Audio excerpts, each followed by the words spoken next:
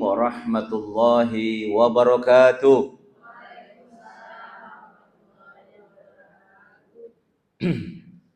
Alhamdulillah alladzi a'adana minal a'idin wal faizin. Asyhadu an la ilaha illallah iyyahu na'budu wa iyyahu nasta'in. Wa asyhadu anna Muhammadan 'abduhu wa rasuluhu khatamul anbiya'i wal mursalin.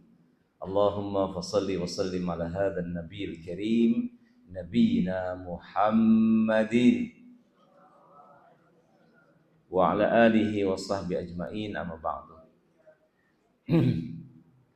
Ibu-ibu sekalian, apa kabar? Dalam suasana masih Idul Fitri, kita saling doa ya.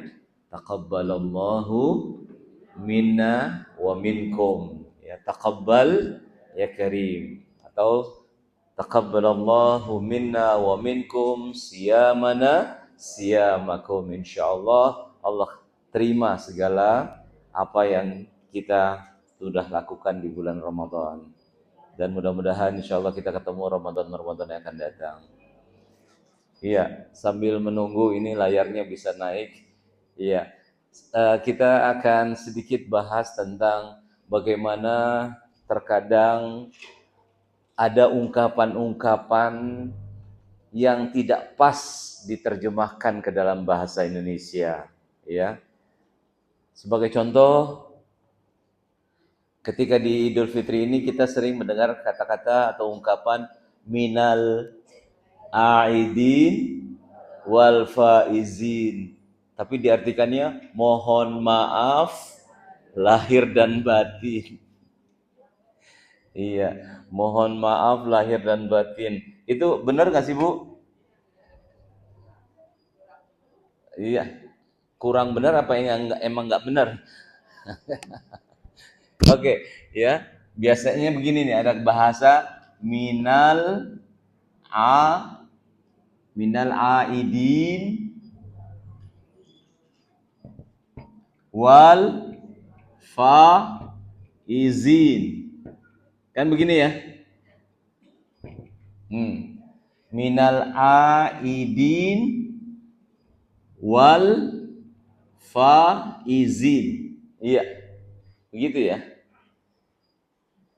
Ini sebenarnya adalah ungkapan orang Arab. Ini bukan hadis, bukan dari sahabat, bukan. Ini orang-orang Arab tuh kalau ketemu begitu di bulan Ramadan, mereka saling doa.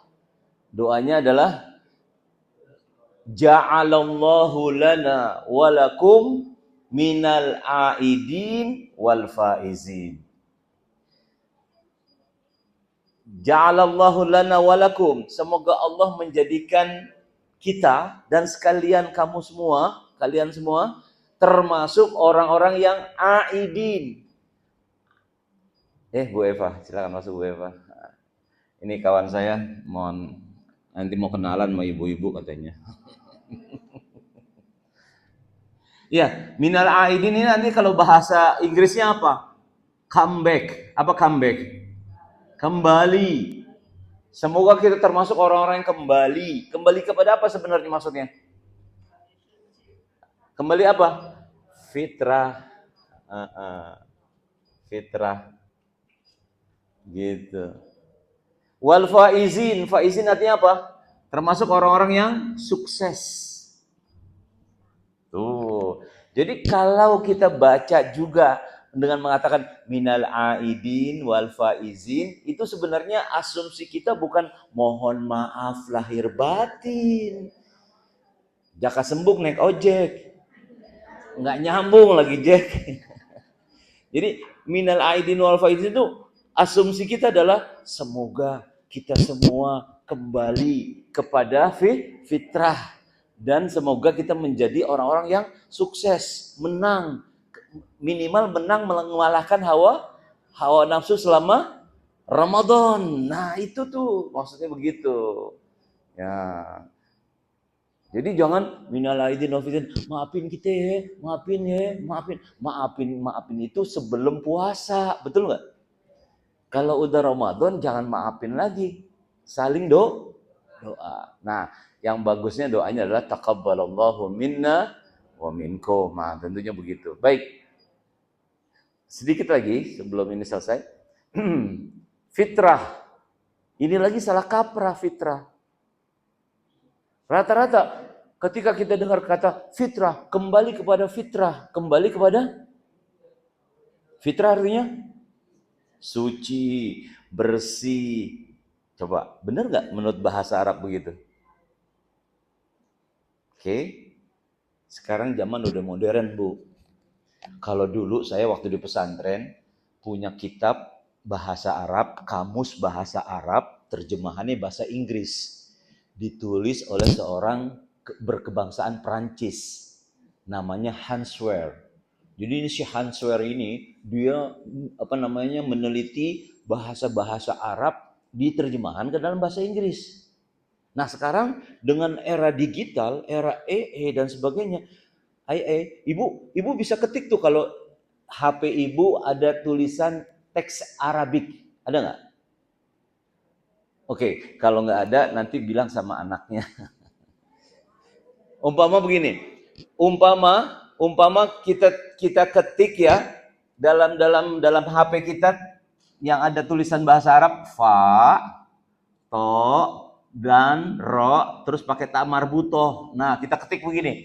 Kita ketik fa, to, ro, dan ta marbutoh. Terus kan ada translate kan? Translate ke mana? Translate kita bilang translate ke Inggris. Ya, bahasa Inggris. Maka akan muncul fitrotun, bahasa Inggrisnya adalah originality, naturality, naturality. Apa artinya fitrah, Bu? Original, natural, artinya apa? Alami. Jadi kembali kepada fitrah, artinya kembali kepada aslinya kita. Dulu berasal dari Allah. Sehingga begitu kita lahir, itu kita sudah bawa tuh sesuatu yang asli yang berasal dari Allah. Begitu, Bu, maksudnya, Bu. Yang masing-masing orang tentu berbeda. Sifat-sifat aslinya, karakter aslinya itu berbeda. Bu, contoh gini, Bu, gampang ini. Saya dulu tinggal di Condet. Condet kampung Betawi. Maka ketika ada seorang bapak ditegur, Pak, Mbak, anaknya kok bandel atau cucunya kok main-main melulu ya? Apa kata si engkong ini, si babe ini? Ah, yang namanya bocah, fitrahnya emang begitu. Namanya bocah, fitrahnya main-main. Jadi kalau ada anak kecil sholat masih main-main, itu masih apa tuh? Ya si fitrahnya begitu kan, begitu ya. Masih fitrahnya main-main. Tapi kalau orang dewasa sholatnya masih main-main, kayak bocah gitu. Kayak bocah. Nah itu. Jadi kalau kembali kepada fitrah berarti kembali kepada sifat atau bawaan asli kita sejak lahir. Iya. Apa itu? Setiap bayi kata Nabi dalam keadaan fitrah. Berarti setiap bayi begitu lahir muslim. Betul? Dalam konsep Islam nggak ada bayi kafir. Betul? Bayi lahir akhlaknya bagus nggak? Ada bayi sombong? Ada bayi serakah? Enggak, dia membawa sifat-sifat yang baik, yang asli berasal dari Allah. Bayi begitu lahir, dia punya potensi untuk nantinya beribadah nggak kepada Allah? Ada. Jadi Islam tidak mengenal atau membantah dengan istilah anak itu sebagaimana kertas putih. Setuju nggak, Bu, dengan anak itu sebagai kertas putih? No. Anak itu bukan kertas putih. Dia lahir sudah membawa apa? Kalau kertas putih itu bagaimana tulisannya? Tulisan biru jadi biru, tulisan merah jadi merah. Anak itu pada hakikatnya dia sudah membawa bentukan berasal dari Allah. Sehingga anak muslim yang meninggal sebelum baligh, berarti dia dalam kondisi apa, Bu? Fitrah. Gitu, masih fitrah dia. Masuk surga apa neraka? Sekarang anak non muslim meninggal masih kecil belum baligh, surga apa neraka? Surga apa neraka? Kok ragu sih? Surga apa neraka? Yakin? Ah, belum yakin. Yakin? Kalau yakin begini, yakin sih, yakinnya. Nah, itu Bu. Nah, itu baru hakul yakin. Nah, jadi yakinlah kalau anak non muslim masih kecil, belum balik, berarti dia tetap masih dalam kondisi ibu sering baca suratnya, ibu sering baca ayatnya. Surat Al-Waqiah ayat 17 sampai 18, Bu. Wildanum mukhalladun. Terus bi aqwabi wa abarika wa ka'sim mim ma'in. Tuh, anak kecil yang berlari-lari membawa baki, nampan, minuman untuk penduduk surga. Ulama sepakat bahwasanya anak kecil yang menjadi pelayan surga itu adalah anak non-muslim yang meninggal sebelum balik. Berarti dia masih fit. Kalau udah balik, bagaimana nantinya dia mempertanggungjawabkan dari segala perbuatannya. Begitu, Bu? Jelas ya? Mari kita pertahankan fitrah kita, ya. Nah, karena kita masih menempuh 11 bulan yang akan datang. Karena kita ini bukan selesai dari sebuah pertempuran, dari sebuah peperangan, dari sebuah kancah, ya. Tapi justru ini adalah awal daripada perjuangan 11 bulan yang akan datang. Betul? Qad aflaha man zakkaha wa qad khaba man dassaha. Sungguh beruntung orang yang senantiasa memelihara apanya? Kesucian apanya? Fitrahnya. Ya, baik. Salah satu daripada upaya kita dalam berperilaku sesuai dengan Al-Quran dan As-Sunnah, ini Masya Allah nih ibu-ibu memilih materi yang berkaitan dengan bisnis atau transaksi kita sehari-hari. Kira-kira transaksi kita, bisnis yang sudah kita lakukan atau upaya-upaya kita muamalah ini udah sesuai belum dengan aturan Islam gitu ya? Udah sesuai nggak dengan Al-Quran maupun hadis dalam mencari rezeki, usaha, dalam bagaimana kita memprotek daripada aset harta kita untuk kita kelola sedemikian rupa supaya tidak menyimpang dari aturan Allah. Setuju? Setuju, Ibu? Masih ingat waktu pertemuan sebelumnya dengan saya bagaimana mengelola harta dalam Islam? Masih ingat? Di mana harta itu bukan hanya sekedar untuk apa? Konsumtif ya, membelanjakan. Nah, dalam membelanjakan pun kita nggak boleh apa? Boros kan begitu ya. Harus hemat, efisien, tidak berlebihan. Terus harta itu juga di dalam bentuk apa? Investasi. Nah, investasi pun harus bentuknya apa? Bagaimana yang bisa produktif. Jangan investasi untuk kepentingan pribadi kita dalam hal nabung saja. Coba kalau itu diupayakan dalam bentuk yang produktif, yang lebih baik, sehingga harta itu berkembang. Nah, contohnya begitu. Yang terakhir, yang keempat, ingat nggak masih? Yaitu harta kita harus kita protek. Protek artinya apa? Kita lindungi. Jangan sampai akhirnya justru malah kita tidak memiliki bagaimana persiapan untuk kedepannya dalam hal pengadaan finansial kita, untuk kebutuhan kesehatan kita dan sebagainya. Kira-kira begitu ya Bapak Ibu. Ibu-ibu nggak ada bapak-bapak sini. Ya, baik. Untuk itu mari kita lihat bagaimana transaksi-transaksi bisnis yang terlarang dalam Islam itu seperti apa, ya. Karena tentunya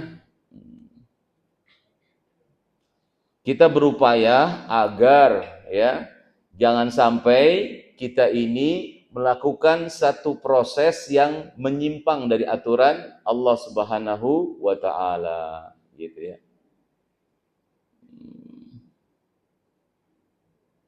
Nah, baik. Ini ada yang disebut dengan hukum asal. Kenapa ya? Wish.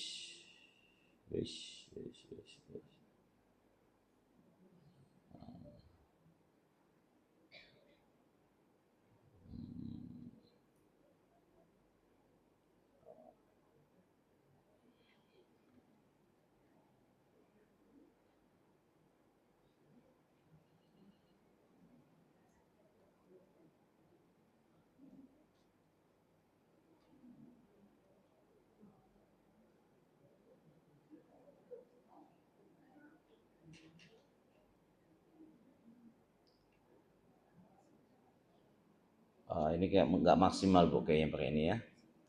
Oke, kita manual saja ibu-ibu. Baik.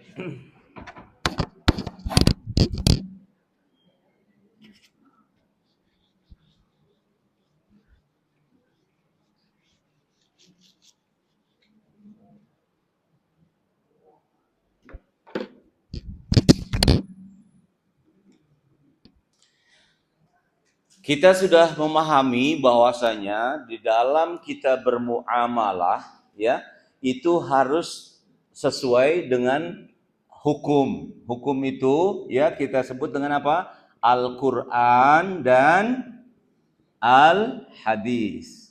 Al-Qur'an dan Al-Hadis. Ini sebagai apa? Pedoman dasar kita gitu. Pedoman dasar ya. Di antara hukum yang ada dalam hukum Islam itu, yaitu pertama, ada yang disebut apa Bu? Wajib. Wajib artinya apa Bu? Harus, kalau enggak dosa. Ada yang namanya sunnah. Sunnah itu apa Bu? Dikerjakan pahala, enggak dikerjakan tidak berdosa. Ini dalam segi hukum fikih ya. Bukan dalam segi hukum ibadah. Kalau hukum ibadah rasanya rugi kita kalau nggak mengerjakan sunnah-sunnah, betul Bu? Apalagi waktu kemarin di bulan Ramadan, sunnah-sunnah dihitung apa Bu? Wajib, makan gitu. Terus apalagi Bu? Disebut makruh. Makruh itu artinya apa Bu? Makruh? Kalau ditinggalkan lebih baik. Nah, makruh itu artinya tidak disukai, dalam arti kalau ada yang lebih baik tinggalkan gitu ya, seperti itu. Oke, terus ini akan kita bahas yang berkaitan dengan yang terlarang, bisnis yang terlarang itu. Yaitu apa Bu? Haram. Ya, di antara daripada hukum Islam ini adalah yang disebut dengan apa Bu? Haram. Apa itu haram Bu? Haram itu tidak boleh. Iya. Terlarang. Terlarang itu haram.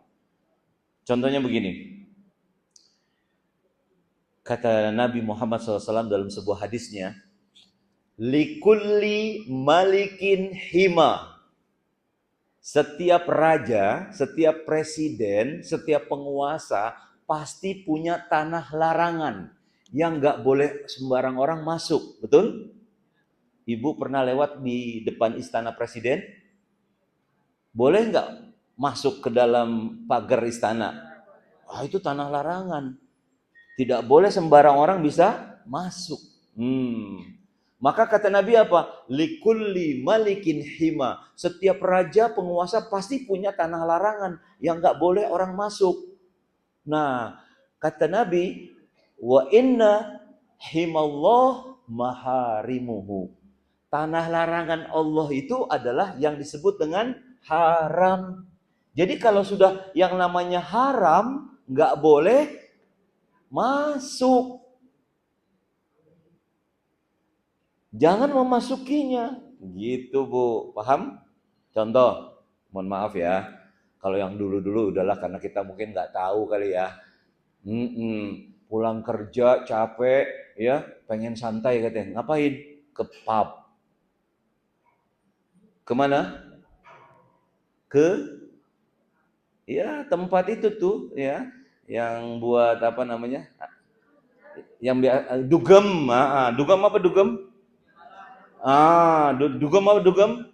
Ya itulah yang cekit gitu ya Bu. Tapi kalau di Jakarta ibu bisa dugem juga, naik bajai, duduk gemetar. Oh mendingan itu ya, nggak dosa itu ya. Nantu Bu. Nah, jadi itu adalah tanah larangan. Enggak apa-apa. Kita kan cuma santai-santai aja. Terus apa? Kita cuma minum soft drink kok. Minumannya halal, tapi berada di tempat yang boleh apa tidak? Alhamdulillah. Yang dulu-dulu udah ya. Iya. Umpamanya ya. Kalau dulu pernah. Kalau ibu mah nggak pernah sama sekali kayaknya Bu ya. Alhamdulillah, alhamdulillah Bu. Iya, udah meninggalkan dunia dunia dunia hitam ya. Karena rambutnya sudah putih. Baik, baik. Oke. Berarti paham ya? Haram itu adalah sesuatu yang nggak boleh kita masuk. Nggak boleh coba-coba. Nggak boleh sekedar pengen tahu. Gimana sih rasanya? Jangan. Nah, itu. Jangan. Nah, maka di dalam fikih muamalah, haram ini nanti terbagi kepada dua. Yaitu haram secara zatnya, secara zat, dan haram secara perolehannya.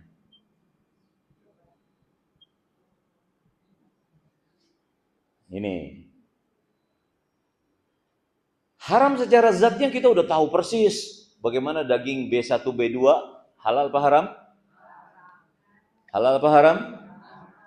Hati-hati ya. Ini pemerintah sudah mengeluarkan satu informasi bahwa boleh itu yang namanya barang impor tanpa ada label halal. Itu Bu, terjadi Bu. Udah terjadi. Jadi barang-barang dari Amerika itu nggak perlu pakai label halal. Udah masuk aja ke Indonesia. Apa kata atau wakil ketua umum MUI Pusat? Ya, Profesor Khalil Nafis. Beliau sampai mengatakan di umum, ibu-ibu, bapak-bapak, kaum muslimin, kalau memang menemukan barang itu misalkan di supermarket atau di tempat-tempat tertentu, barang-barang impor yang jelas itu tidak ada label halalnya, ibu jangan beli. Itu himbauan dari MUI udah begitu, ya. Kita taat pada pemerintah pada taat ulama. Kalau dalam masalah ini taat pada ulama. Karena apa? Ulama yang ngerti tentang hukum halal dan haram. Gitu. Jangan sampai, iya tapi murah banget nih dagingnya nih. Murah banget dagingnya. Ibu beli nggak Bu? Oh, gitu.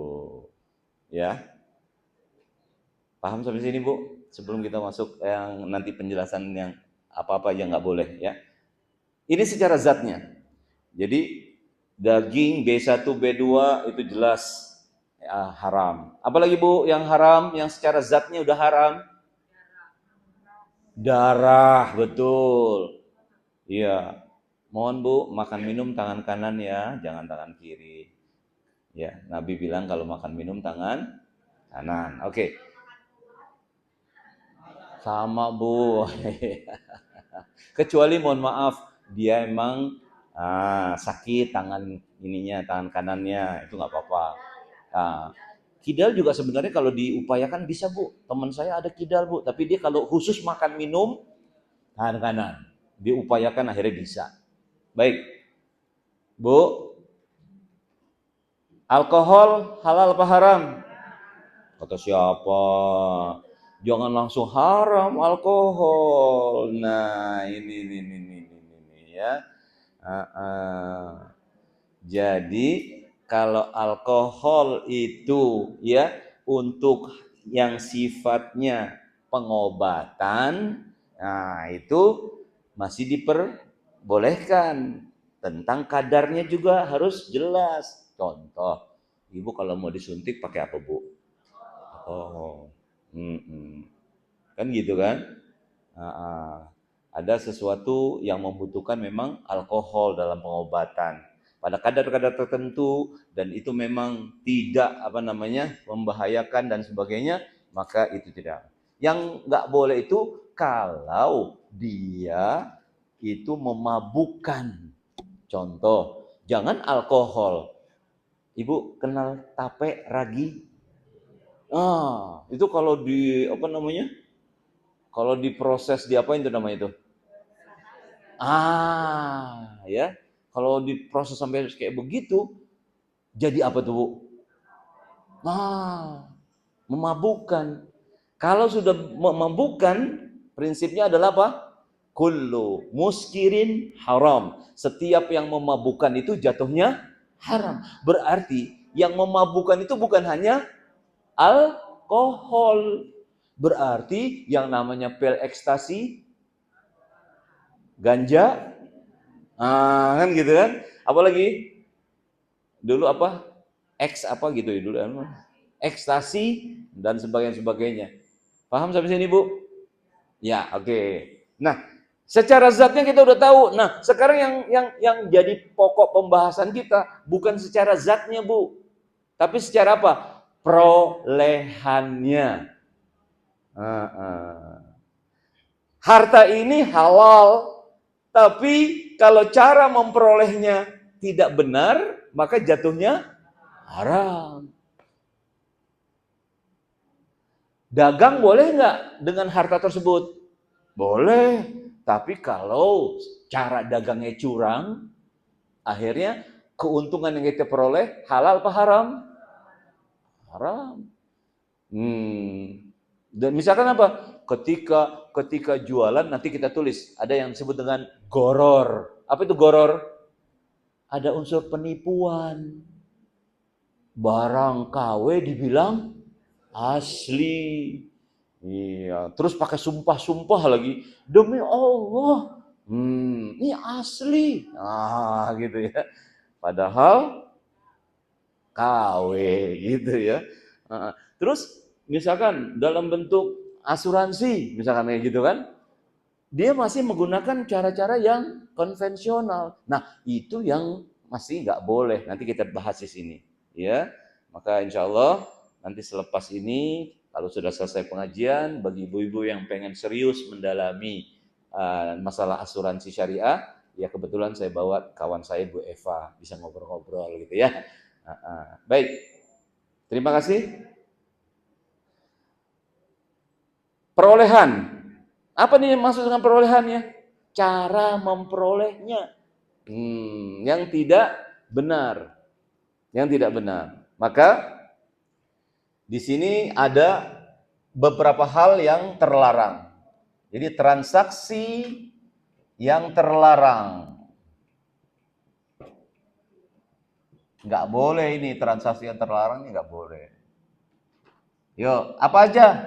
Satu, kalau dia ada bersifat apa? Maisir. Namanya maisir.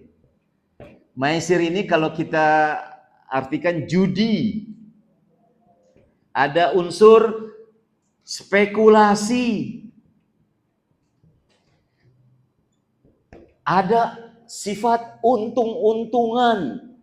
Dalam fikih muamalah nggak boleh bisnis yang sifatnya untung-untungan gitu. Artinya apa? Nggak jelas gitu, nggak jelas. Oke Bu, kalau sekarang judi itu mungkin kalau ibu-ibu sih nggak ini ya, apa namanya, nggak bakalan lah judi kan gitu ya. Tapi unsur daripada judi itu apa? Spekulasi. Kali-kali aja menang kan gitu. Kali-kali aja untung. Nah, sifat seperti itu mohon maaf, hilangkan Bu, hilangkan dalam bertransaksi. Ya kalau untung ya udah, nggak boleh. Dalam berbisnis itu, dalam Islam itu harus jelas. Ini berapa untungnya, berapa hasilnya, gitu. Dari mana nih hasilnya? Dari mana nih untungnya? Gitu. Paham Bu? Paham ya? Nah itu namanya Masir. Contoh, Ibu, kalau kita menuruti kemauan, kayaknya sih kita pengen melakukan itu. Karena apa? Untungnya gede. Dalam waktu sesaat bisa untungnya besar. Apa Bu kira-kira Bu? Udah nyambung belum sama ibu-ibu? Bu? Falas. Ibu? Falas. Untuk falas, maka ketentuan agama mengatakan ibu boleh nyimpen uang dalam bentuk mata uang asing, misalkan USD, tapi niat ibu harus jelas. Innamal a'malu binniyat. Iya, ibu niat investasi untuk falas itu bagaimana niatnya? Kalau niatnya ya saya investasi nabung, ya supaya apa? Supaya nanti kalau saya mau pergi umroh, pergi haji, atau saya pas ekspor impor, itu pakai dolar udah tersedia. Boleh. Tapi mohon maaf, kalau tujuannya, kalau pas nanti lagi naik saya jual. Kalau lagi turun saya tahan. Jadi niatnya untuk apa Bu? Cari keuntungan yang sesaat seperti itu dalam konsep fikih muamalah haram hukumnya Bu. Enggak boleh. Karena itu sifatnya apa Bu? Spekulasi. Iya. Itu enggak boleh. Oh, logam mulia beda Bu. Kenapa logam mulia boleh? Ibu langsung nyambung nih logam mulia. Banyak emasnya Bu ya. Oh, emas selamat itu Bu namanya Bu kalau yang jalan. Jadi kalau emas bagaimana? Beda emas dengan falas. Beda emas dengan mata uang. Kenapa? Karena emas bukan sebagai alat menukar barang, tidak sebagai alat membeli, tidak. Gitu. Ibu kalau beli garam pakai emas. Ibu kalau ke belanja tukang sayur pakai emas belanjanya? Enggak. Jadi, emas bukan menjadi alat pembayaran. Jadi emas itu adalah simpanan yang real. Dan insya Allah kalau ibu nyimpannya emas udah benar banget. Kenapa? Emas cenderung naik, nggak pernah turun. Coba Bu bayangin Bu. Ini karena ibu udah nanya begitu, kita lanjut boleh ya sedikit ya. Bu, dulu di zaman Nabi bisa beli 1 ekor kambing hanya dengan 1 dinar emas. Dinar emas itu maksudnya koin emas ya. Bu, ada yang tahu 1 dinar emas itu berapa gram? 1 dinar itu berapa gram? Ada yang tahu? Yang tahu boleh pulang duluan. Atau Ibu Cut punya persediaan atau snack ya, Yang bisa jawab boleh dikasih snack tambahan gitu ya. Maaf ini bercanda. Oke. Wah, pinter Ibu, 4,20. Oh, udah langsung lihat Google.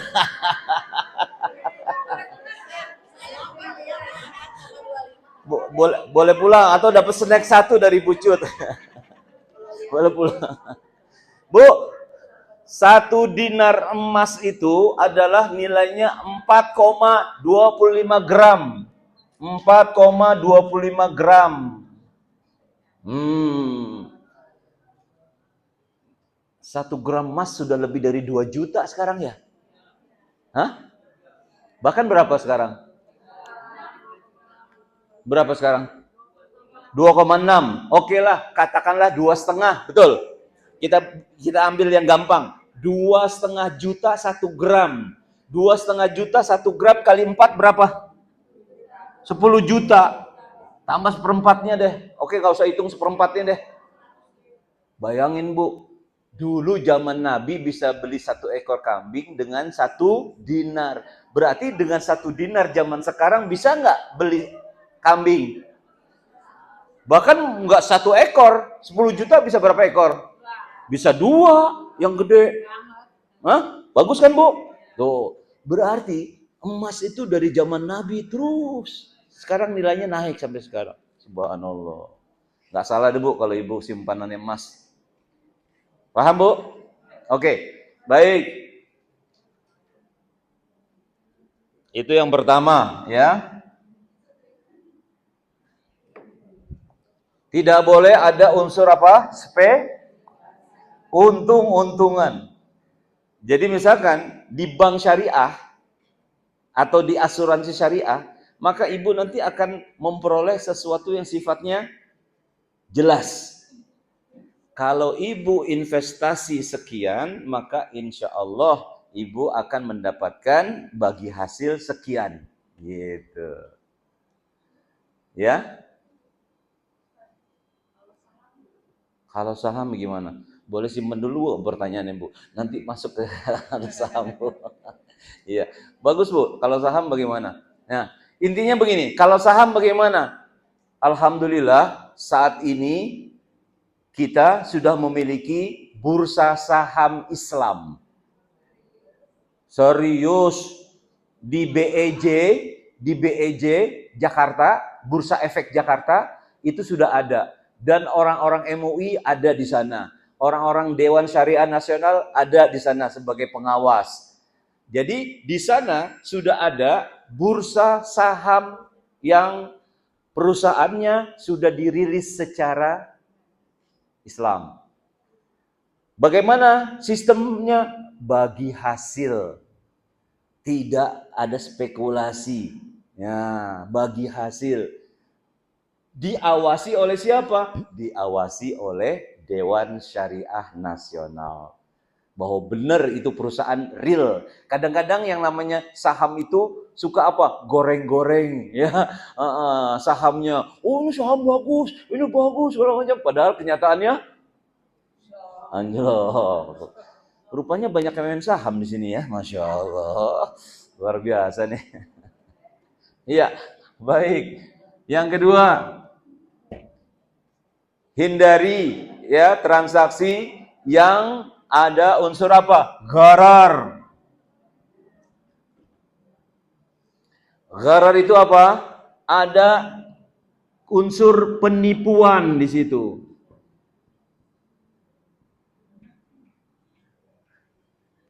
Ada unsur penipuannya, Bu.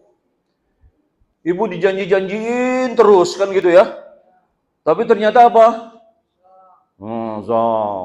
Hati-hati Bu. Zaman sekarang ada, mohon maaf saya nggak sebut namanya, MLM. MLM-nya itu menjanjikan kepada anggotanya, dengan Anda membeli sejumlah uang 150.000, Anda bisa pergi umroh. Masuk akal nggak Bu? Dengan 150.000 Anda bisa pergi. Ini saya nggak yakin ini. Walaupun sudah dijelaskan sedemikian rupa, terus kelihatannya ada apanya tuh? Ada kayak masuk akal gitu. Karena apa? Nanti produk ini Anda beli, terus nanti Anda kembangkan, terus Anda punya jaringan, Anda punya anggota-anggota, akhirnya nanti Anda bisa menjadi orang yang diberangkatkan untuk umroh. Ada yang seperti itu? Ada. Hati-hati, ya. Atau mohon maaf Bu, kejadian tahun kemarin yang pergi haji pakai haji furoda. Ya Bu, hati-hati. Sekarang pemerintah Saudi sudah tidak lagi ya mengeluarkan visa furoda. Yang ada adalah visa dakhili. Dakhili itu apa Bu? Ada yang tahu? Jadi travel itu memang udah jelas, resmi, bagus, ya, sudah terdaftar dan dia mendapatkan visa dakhili untuk jamaahnya. Jadi jamaahnya diajak umrah dulu. Ketika di Mekah, di Arab Saudi, diurus kartu kayak kita ini KITAS ya, kartu identitas sementara. Nah, jadi nanti pas musim haji dengan kita memiliki itu, kalau dalam bahasa disebut tasreh ya.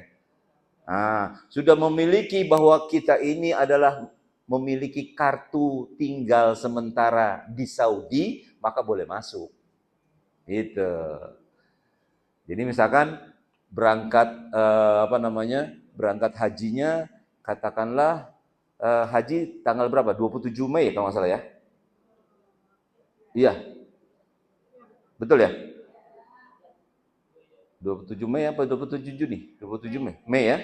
Oke. Berarti nih dari bulan-bulan sekarang nih, April berangkat. Diurus, pulang. Nanti pas menjelang daripada diakhiri hajinya itu dia berangkat untuk pergi haji. Makanya Bu harus hati-hati Bu. Jangan sampai ada unsur apa Bu? Garar. Ada unsur Begitu pula produk-produk yang lain. Ambil Bu, ini kesempatan Bu, investasi bagus, investasi menjanjikan, bagus ini. Coba tolong dilihat lagi. Ada nggak unsur apanya? Gorornya. Bu bacanya goror ya, jangan horor. Horor beda lagi ya. Ini goror. Nah. Oke. Nah, transaksi yang terlarang berikutnya adalah memang itu transaksi yang haram. Nggak boleh. Transaksi haram gimana maksudnya? Barang yang dijual adalah barang yang haram. Iya, barangnya haram.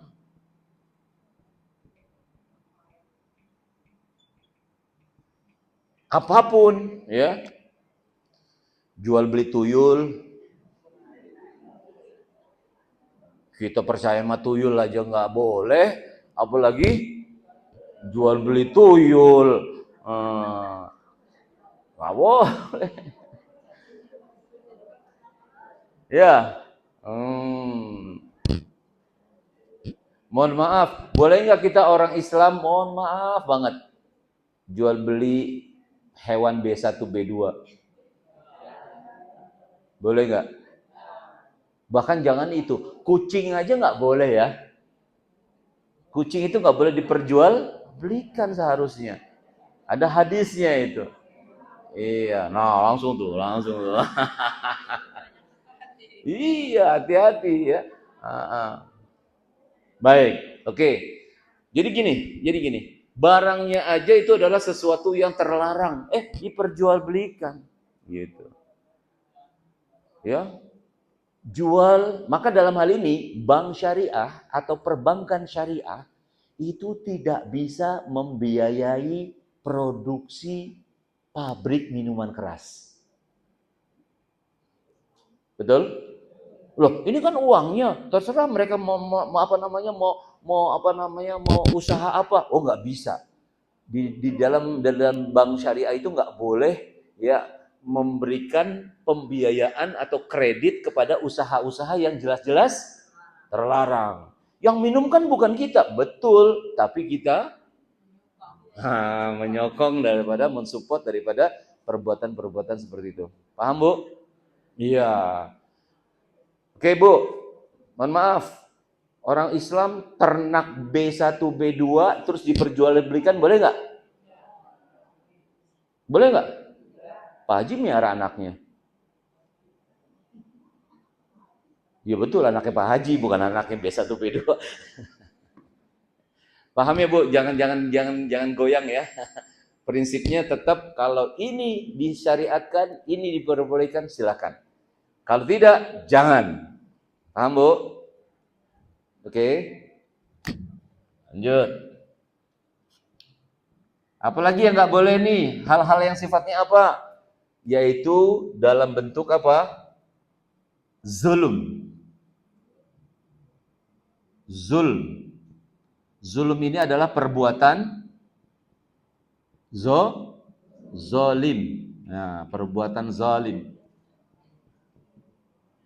Perbuatan zalim itu perbuatan seperti apa sih, Bu? Merugikan orang lain. Terus konkretnya seperti apa kalau dalam bisnis, dalam transaksi? Apa, Bu?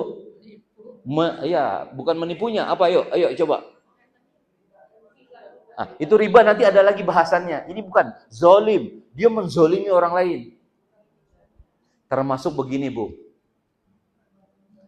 Tidak ada ketentuan yang baku tentang bagaimana kita mengambil keuntungan dalam sebuah transaksi. Betul? Bukan, Bu. Ini bukan riba. Paham? Nah, ini. Seperti ini, Bu. Seperti ini.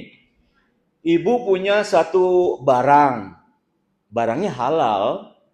Tapi ibu jual kepada seseorang yang dia nggak tahu harga. Buta. Tapi ibu jualnya, Masya Allah, modalnya katakanlah 1 juta, ibu jualnya 10 juta kepada orang tersebut. Itu zalim nggak? Zalim. Kenapa bisa dikatakan zalim? Loh, kan nggak ada ketentuannya. Bisa mengambil keuntungan berapa saja. Betul, tidak ada. Tidak ada ketentuan baku untuk kita mengambil keuntungan berapa persen. Tapi di sini berlaku apa? Timbal balik. Seandainya kita yang digituin, mau nggak kita? Redo nggak kita? Tidak. Karena apa? Prinsip dalam bertransaksi, prinsip dalam berbisnis, ada apa kata Allah? Antarodim minkum. Tarodin itu bukan transparan. Ridho sama ridho. Suka sama suka. Tuh, Bu. Ini diterapkan oleh orang-orang, mohon maaf, dari Sunda. Yang saya tahu, dari Sunda. Ya, jadi kalau orang Sunda tuh kalau jual beli, misalkan, ya, saya beli ya, apa istilahnya? Katampi, apa katampi? Saya terima, tuh. Jadi ada pihak yang menjual, ada pihak yang nerima. Jadi pas dia nerima, dia ridho nggak? Ridho, itu yang bagus. Tapi begitu dia tidak ridho, sampai di rumah, dia cek harga barangnya. Ya Allah, umumnya 1 juta, kok dia jual kepada saya 10 juta? Jadi apa tuh, Bu? Nggak berkah. Itulah perbuatan yang zalim. Apalagi contohnya, ayo silakan ibu-ibu sering nih bisnis, sering dagang nih. Ayo, contoh perbuatan zalim gimana? Kayak di Shopee gimana, Bu? Kira-kira? Kayak di Shopee kan gambarnya bagus. Begitu terima, ini masuknya goror, Bu. Bukannya zolim. Ini masuknya goror. Ada unsur apa? Penipuan, ketidakjelasan. Nah, itu goror, Bu. Goror. Bu, waktu SMA saya ingat banget, Bu. Ada di mikrolet, terus 3 orang naik. Bukan. Itu pengalaman ya, Bu? Oh enggak. Gini nih. Saya perhatiin tuh 3 orang yang baru naik, anak muda semua. satu orang megang satu kantong dari kertas coklat kayak kantong beras. Ibu inget gak? Kalau kantong beras zaman dulu kan pakai kantong dari bukan karung tapi kertas, kertas men kayak gitu. Ternyata di dalamnya ada seekor burung. Itu di kertas itu cuma ada bolong di bolong-bolong gitu. Terus burungnya kerak-kerak gerak-gerak gitu. Nah, Pak, beli burung bagus Pak. Ini Pak burungnya Pak, bilang. Terus dia kasih kode sama temennya. Ternyata temennya yang duduk di pintu mikrolet bersiul. Kalau nggak bersiul dia bawa rekaman suara burung, kicauan burung. Jadi seolah-olah burung yang di dalam itu suaranya seperti itu. Tuh. Itu namanya apa? Goror. Ada unsur penipuan. Sama seperti tadi. Yang ditawarkan nggak sesuai ketika barang datang. Maka di situ harus ada apa? Disclaimer, kan gitu ya. Disclaimer itu ketika barang tidak sesuai dengan apa yang disampaikan, bisa diapain? Bisa dibalikan. Begitu. Paham sampai sini, Bu? Nah, kalau zolim apa? Kira-kira yang lain. Perbuatannya itu menzolimi orang lain. Apa kira? Penimbunan barang nanti ada, Bu, kebetulan. Ini orang bisnis nih. Orang bisnis nih ya. Apalagi Bu, kira-kira Bu? Contoh gini Bu, contoh gini ya. Dia transaksi, dia bisnis, tapi dalam rangka apa? Mematikan usaha temennya. Jadi dia melakukan upaya supaya bisnis temennya hancur. Caranya gimana? Diturunin harganya. Nggak boleh itu zolim itu. Sehingga apa? Biar rasa, biar mampus, biar bangkrut lo. Itu perbuatan zolim, nggak boleh. Justru kita ini kalau berbisnis bagaimana satu dengan yang lain saling apa, Bu? Saling support, saling bantu, saling melindungi, ya. Baik, setuju? Setuju? Kalau setuju begini, Bu. Bungkus gitu. Biar ibu semangat, jangan ngantuk, Bu. Kalau saya bilang setuju? Mana gerakannya? Setuju? Gitu ya, Bu. Oke. Yang kelima. Iya. Itu yang tadi dikatakan oleh Ibu siapa, Bu? Ibu Afia ya?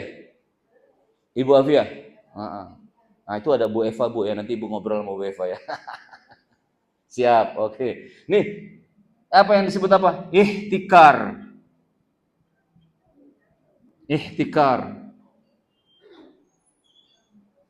Ihtikar artinya gulung? Bukan, Bu. Ihtikar itu monopoli. Monopoli bukan mainan ya. Maksudnya apa? Penimbunan barang.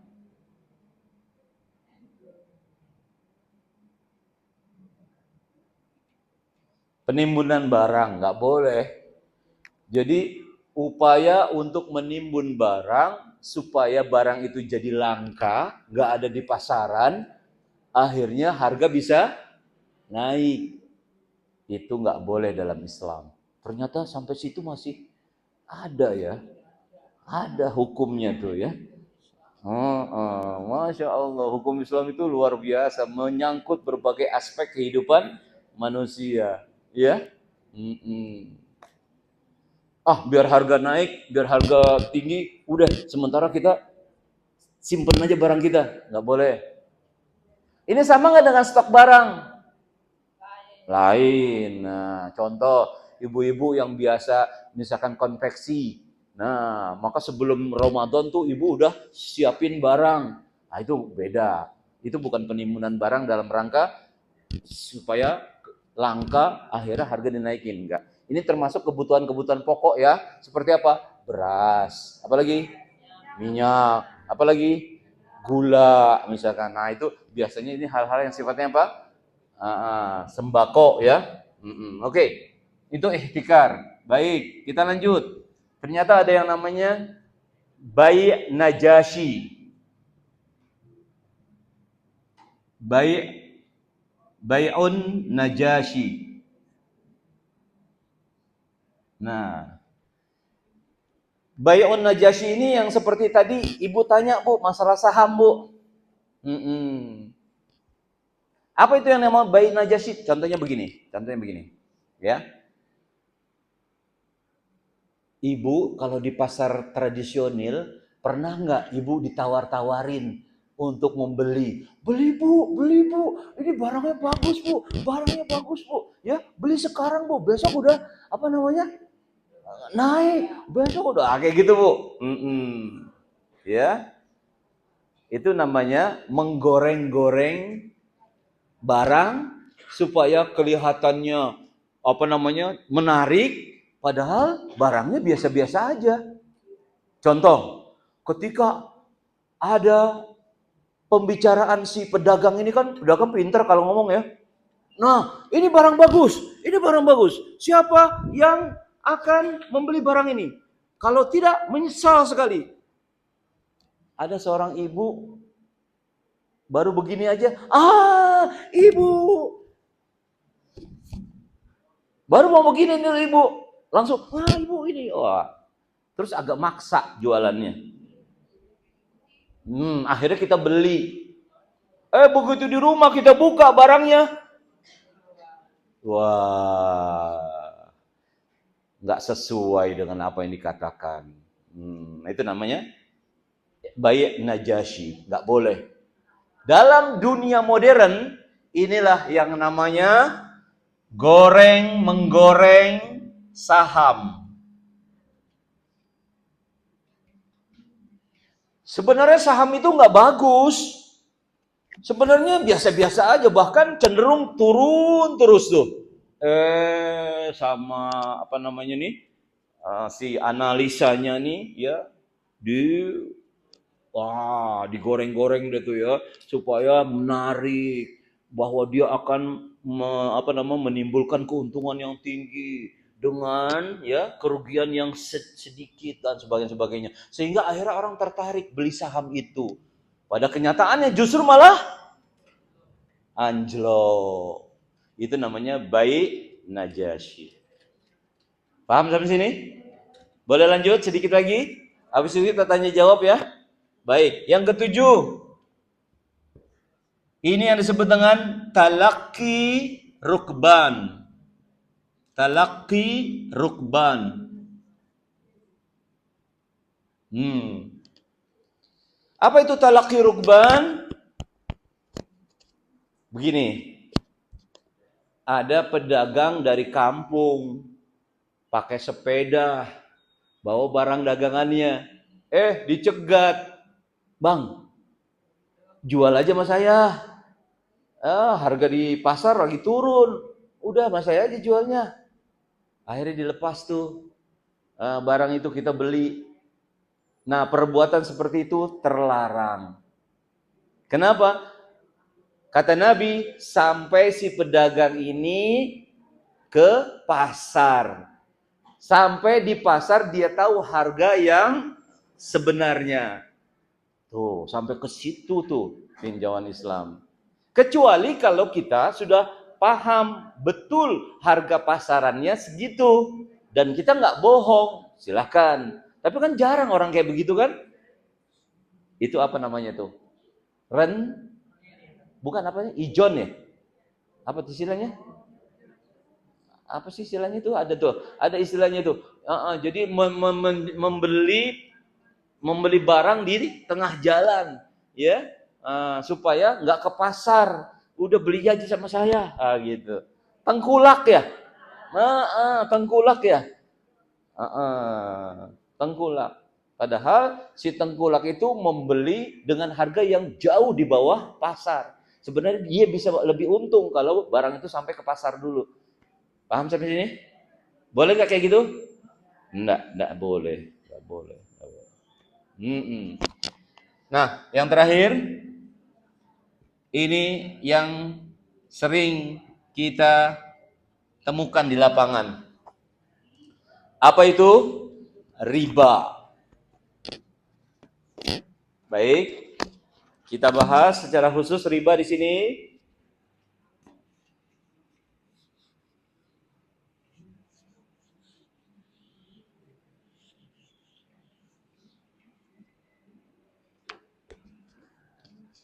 Apa itu riba?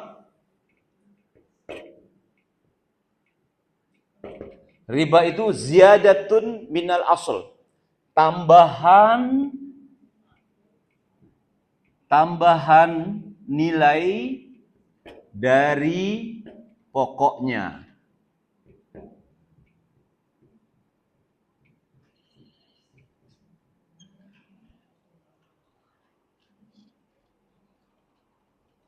Tambahan dari sesuatu yang pokoknya nggak segitu, itu namanya riba. Baik, langsung saja ya Bu ya. Langsung saja kepada macam-macam ribanya. Nah, riba ada yang disebut dengan riba jahiliyah. Apa itu riba jahiliyah? Yang kalau sekarang ini riba jahiliyah itu adalah pinjam 1 juta, kembali berapa? 1,5 lah Bu. Tuh. Ini namanya riba jahiliyah. Pinjam 1 juta, pulangnya 1,5 juta. Bagaimana Pak Ustadz kalau emang kita mau nambahin? Nah, begini Bu. Ibu kita samakan dulu ya. Kata yang sesuai dengan yang kita maksud.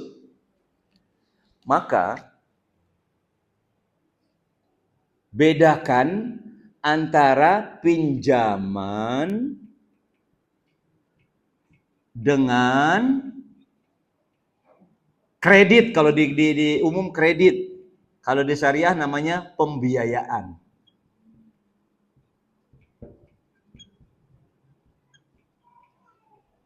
Gini Bu,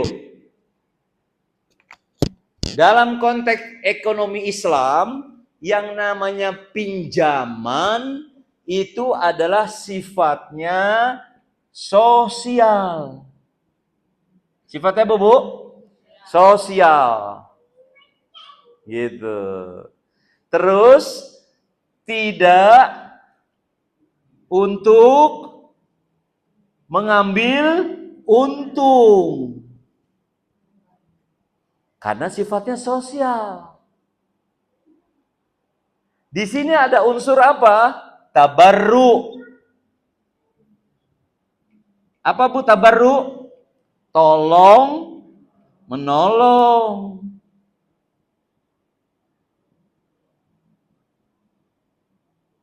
Tuh, begitu Bu. Ada unsur apa? Tolong. Contoh. Seorang datang, saya pinjam uang dong. Kenapa? Ini keluarga saya sakit. Berapa? 1 juta. Ya sudah. Kalau yang namanya minjam, udah. Berikan 1 juta, nanti dibalikinnya berapa? 1 juta. Nggak boleh ada keuntungan. Karena sifatnya pinjam. Betul.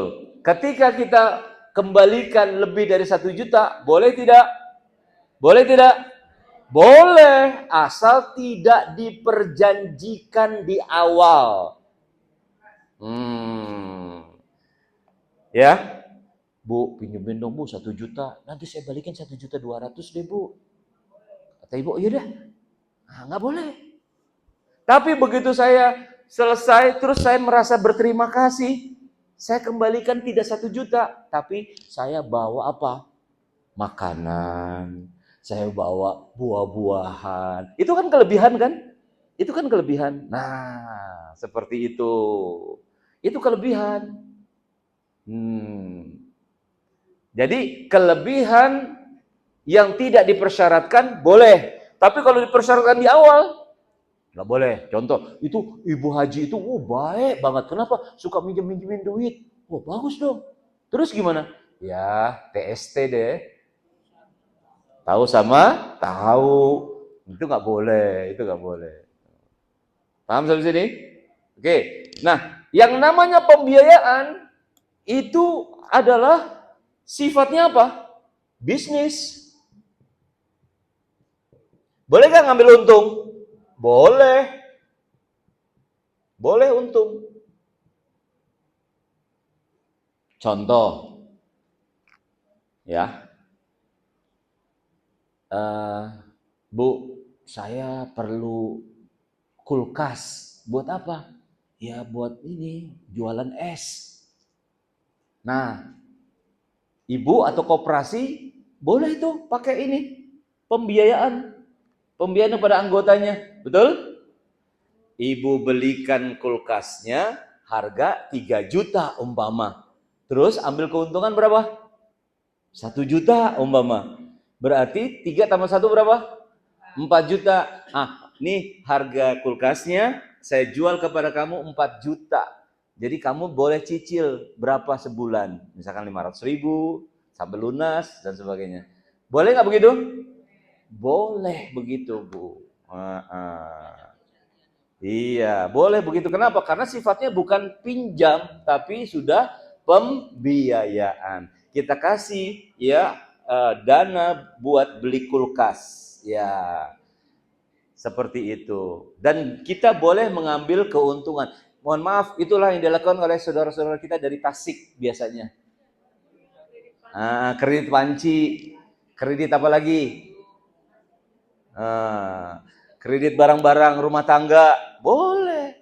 Artinya apa? Si tukang kredit itu dia beli barangnya, harganya 1 juta, maka dijual kepada kita 1,5 juta. Kita bayar kadang-kadang mingguan, kadang-kadang harian, gitu, atau bulanan, boleh.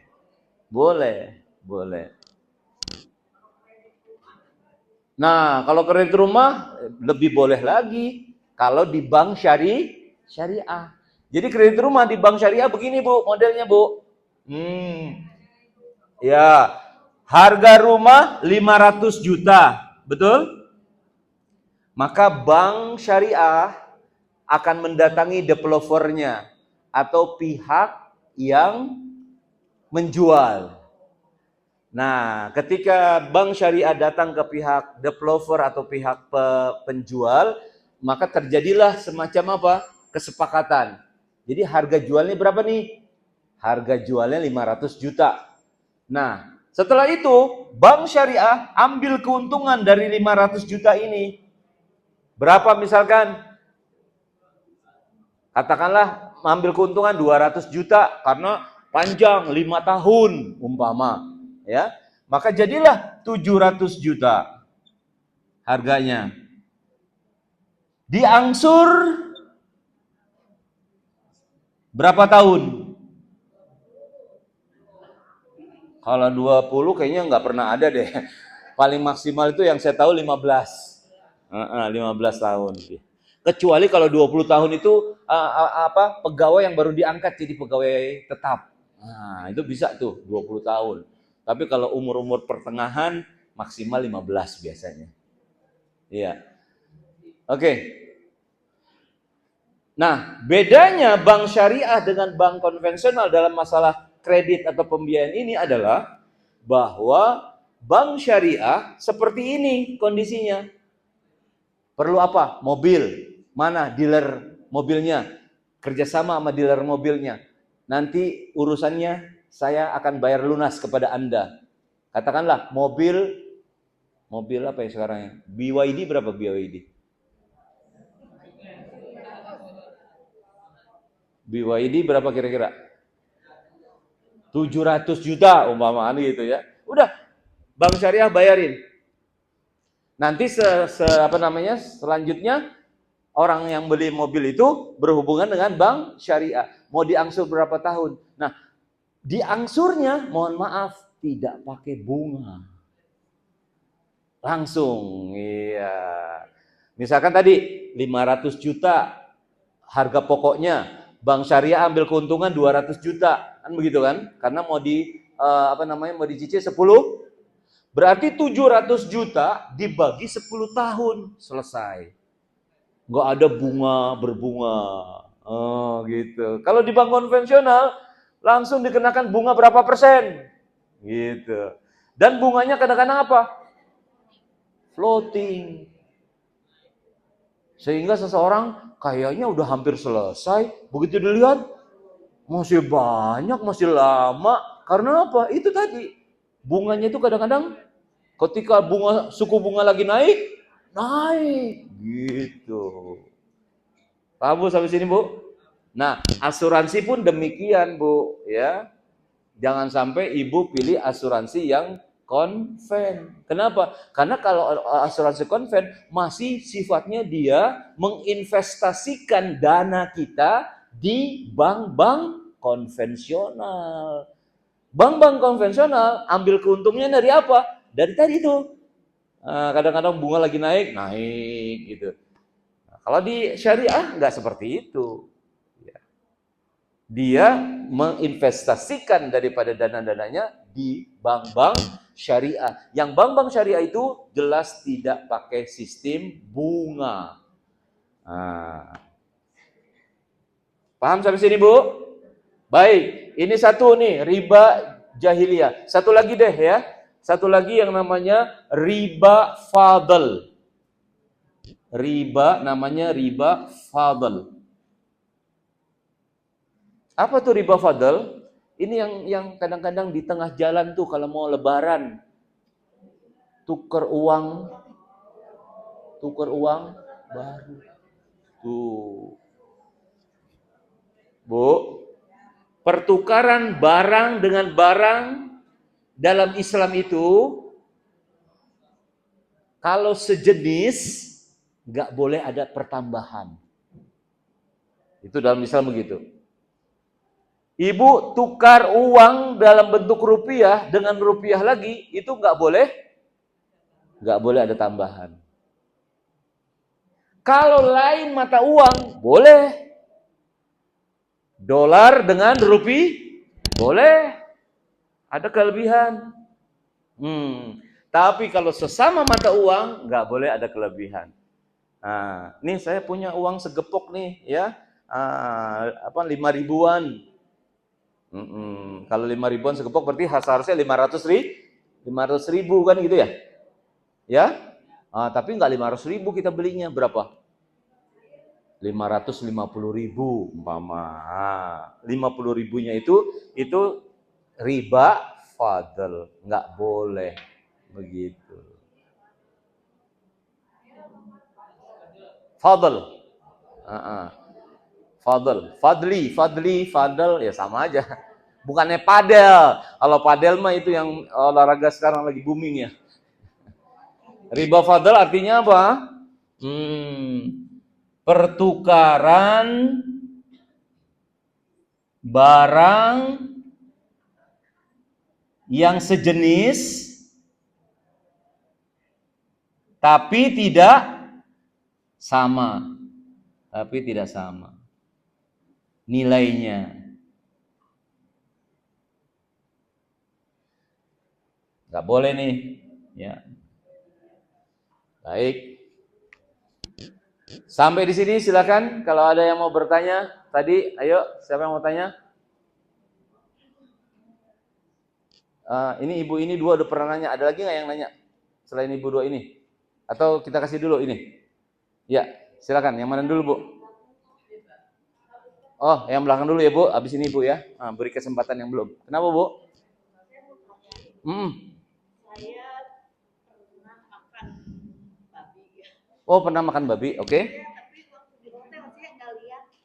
Fok atau apa gitu ya? Saya makan tapi pas udah dimakan, pas lihat langsung saya muntah-muntah. Oh ya. Oh ya, baik. Anaknya pernah di Cina, terus makan ternyata ya. Oke.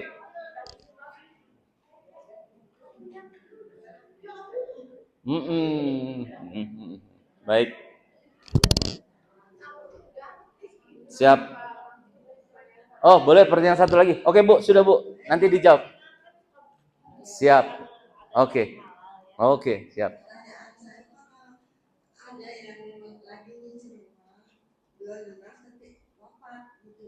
Wafat, hukumnya bagaimana? Baik. Oke, siap. Pertanyaan pertama, bagaimana kalau seseorang makan sesuatu yang haram tapi dia nggak tahu? Dia diangkat dosa, kata Nabi, tidak dihukum dia dosa, 3 hal kata Nabi. 1, karena ketidaktahuan. Yang kedua, anak kecil sampai dia balik. Yang ketiga, orang tidur sampai dia siuman. Nah gitu. Jadi kalau tidak tahu nggak masalah, Bu. Ya, terus apalagi sudah dimuntahkan gitu ya. Habis itu tolong perhatikan firman Allah yang berbunyi apa? Falyanzuril insanu ila ta'amih. Maka hendaklah manusia memperhatikan apa yang dia makan. Nah, jadi berarti itu menjadi perhatian bagi ibu dan anak ibu. Jadi perhatian kalau mau makan kira-kira ini halal apa enggak? Karena apa? Karena ibu berada di luar negeri. Kalau ibu berada di restoran Minang, umpamanya, udah nggak usah mikir-mikir lagi, Bu. Sikat aja. Gitu, Bu ya. Tapi karena ibu berada di restoran, bukan restoran Minang, maka udah harus hati-hati, Bu. Yang kedua, bagaimana kalau orang cicilan rumah itu wafat? Bagaimana? Nah, maka ada 2 hal. Pertama, kalau ternyata dia tidak pakai asuransi kematian, asuransi jiwa, maka wajib ahli warisnya yang menanggung. Karena itulah sifatnya apa? Itulah sifatnya apa? Sesuatu yang utang wajib dibayar. Yang kalau dia pakai asuransi, inilah fungsinya salah satu asuransi untuk apa? Proteksi, melindungi. Loh, kan asuransi kan haram. Kata siapa? Ya. Haram kalau memang caranya tidak syari. Haram kalau tidak pakai hukum Islam. Haram kalau nggak diawasi oleh siapa? Bukan hanya OJK dan DSN, Dewan Syariah Nasional. Seperti itu, Bu. Ya. Oke. Ada? Oh, ini dulu barangkali. Apa ini dulu? Udah. Ibu dulu, silakan, Bu. Silakan. Ada 2 lagi yang mau nanya. Oh, 58 sudah zuhur. Oke. Habis ini kita ngobrol-ngobrol santai ya. Waalaikumsalam warahmatullahi wabarakatuh. Kalau uang yang diinvestasikan di tempat peternakan kambing,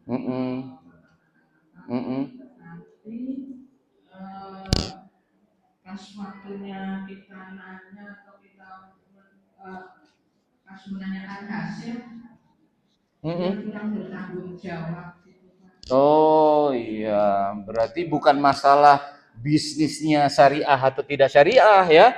Artinya bisnisnya syariah, peternakan kambing, tapi mungkin cara manajemennya, cara pengurusannya yang tidak beres. Berarti dalam hal ini yang harus diperhatikan adalah ibu ketika kerjasama harus jelas.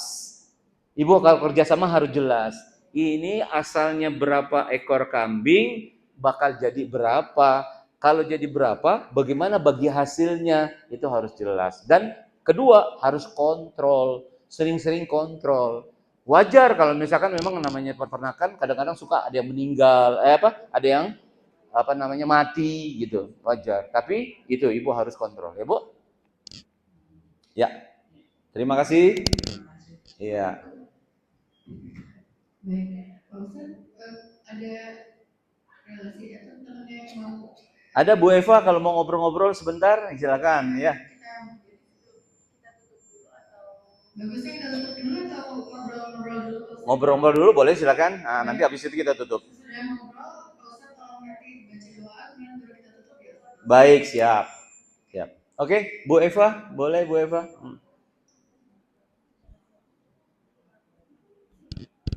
Enggak lama-lama kok Bu. 2 jam aja. Salah.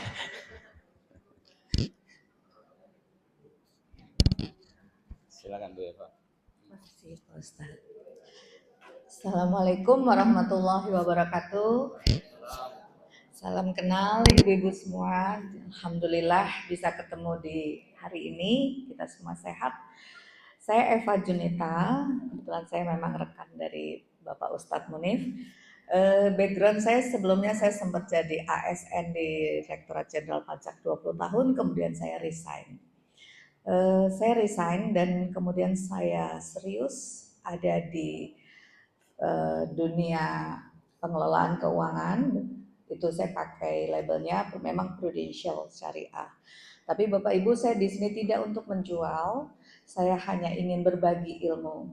Ya, tadi karena disinggung sama Ustadz Munif, salah satu transaksi bisnis, salah satu pengelolaan keuangan, dan itu memang sekarang ini saya berniat membagi sedikit apa yang saya ketahui kepada ibu-ibu semua, itu adalah instrumen insurance. Tadi di belakang saya dengar ada ibu yang bilang punya cicilan rumah, tapi kemudian yang mencicil meninggal. Jadi ya memang salah satunya itu merupakan warisan. Hutang itu warisan ibu-ibu. Jadi bagaimana caranya supaya itu tidak terjadi, supaya yang diwariskan bukan hutangnya. Salah satunya ya pakai instrumen asuransi. Ibu-ibu boleh pakai merek apapun, cuman cari yang syariah. Kenapa harus yang syariah? Ya, saya boleh ya sedikit ilustrasikan.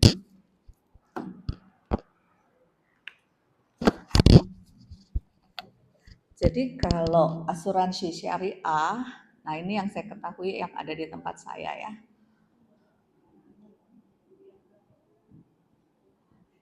Pertama kita akadnya aja udah beda, oke?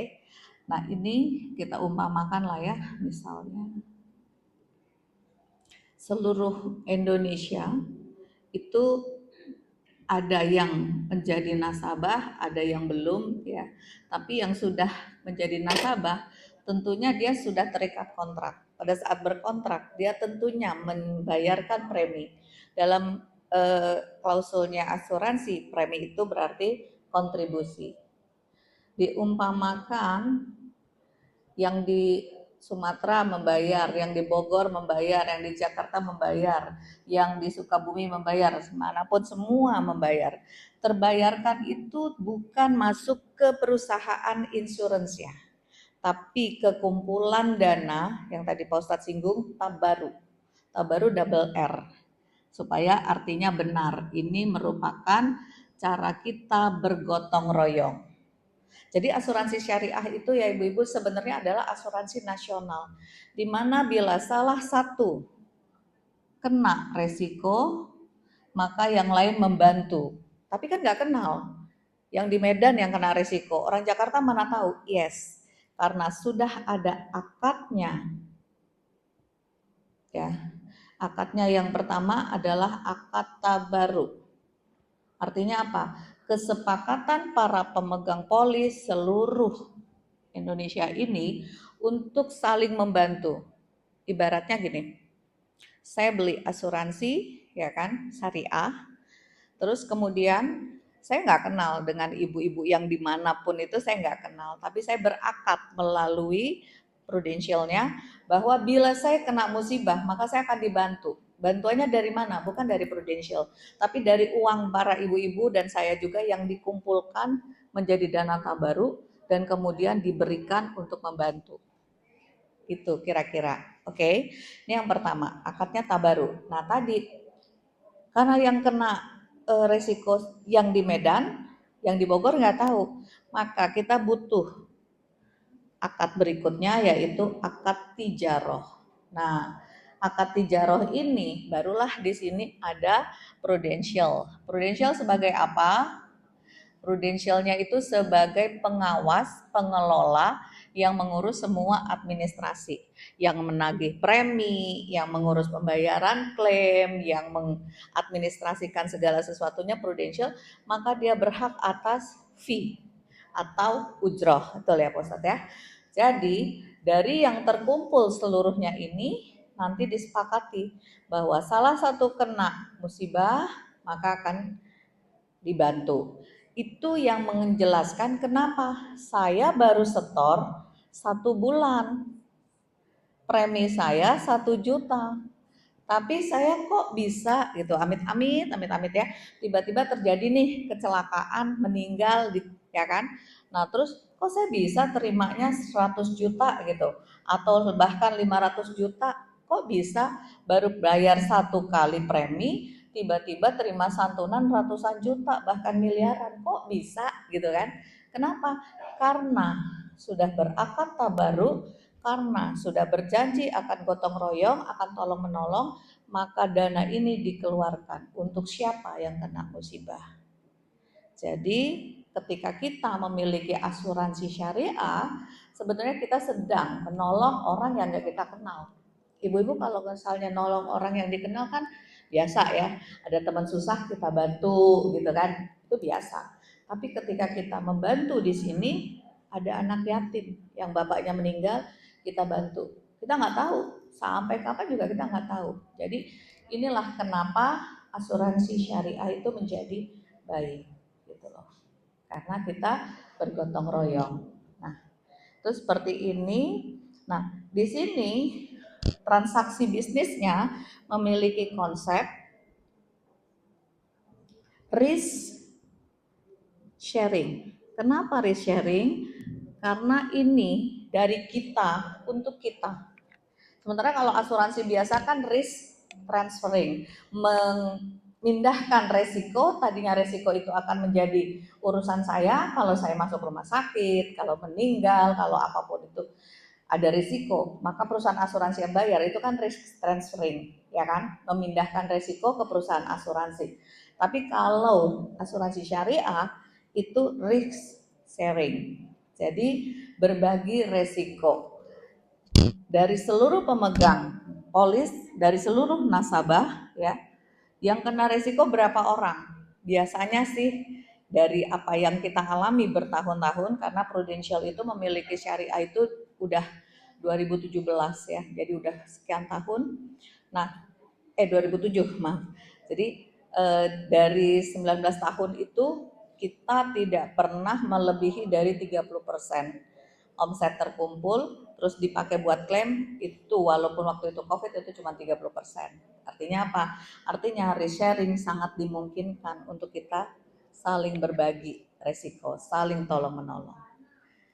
Itu. Sampai di sini Ibu-ibu mungkin ada yang perlu ditanyakan? Iya Ibu, monggo silakan. Itu nanti harus mengembalikan, selanjutnya harus mengembalikan apa enggak? Yes. Tidak ada kewajiban mengembalikan.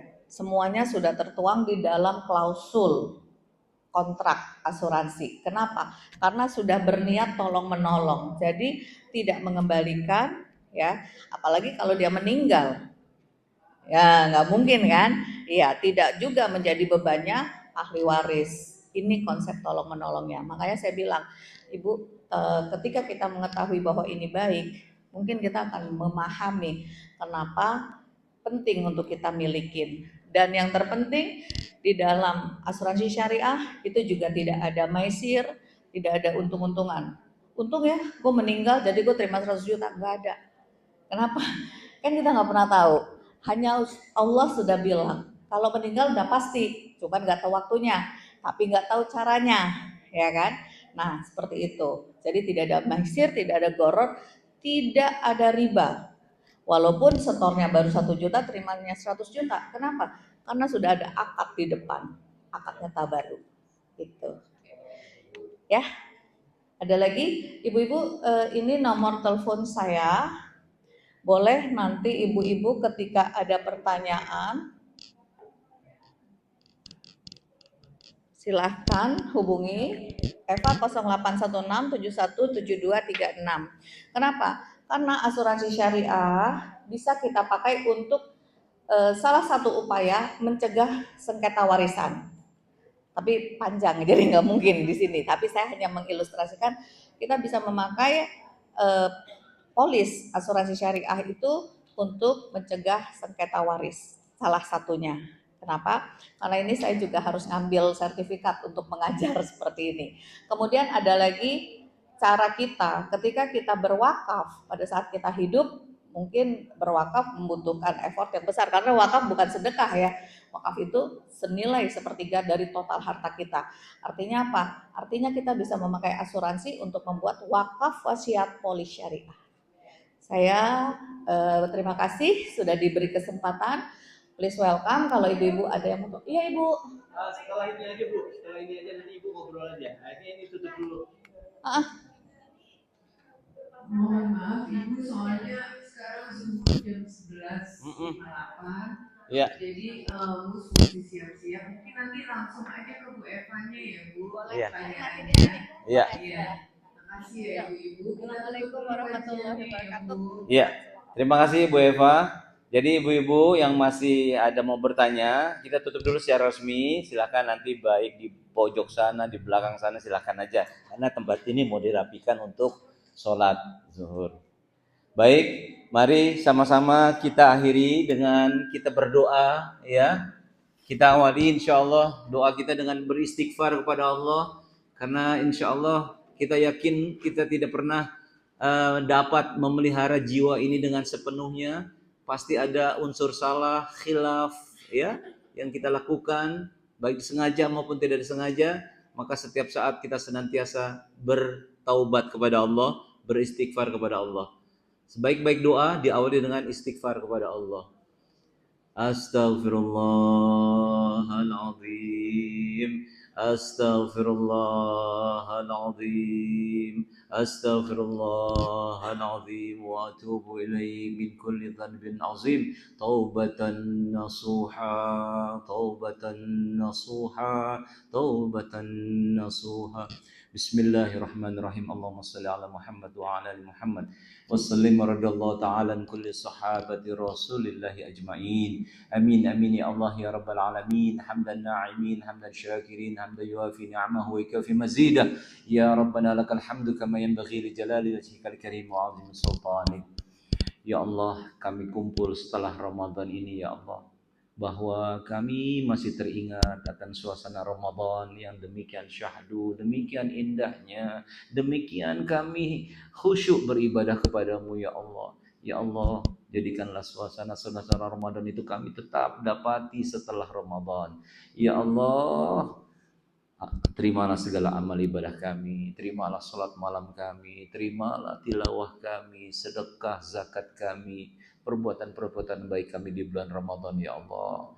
Ya Allah, pertemukan kami dengan Ramadan yang akan datang ya Allah. Pertemukan kami dengan tahun-tahun yang akan datang dengan Ramadan-Mu yang mulia ya Allah. Ya Allah, ya Rahman, ya Rahim. Mampukan kami untuk meneruskan amaliyah kami di bulan Ramadan.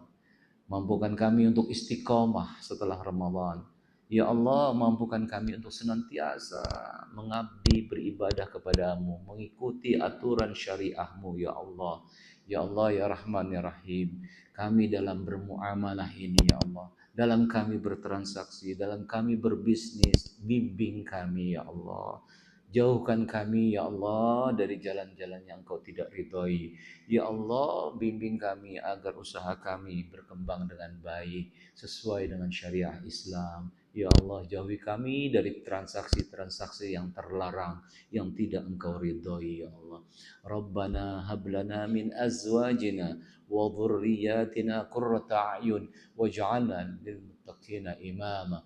Rabbana srif 'anna 'adzab jahannam.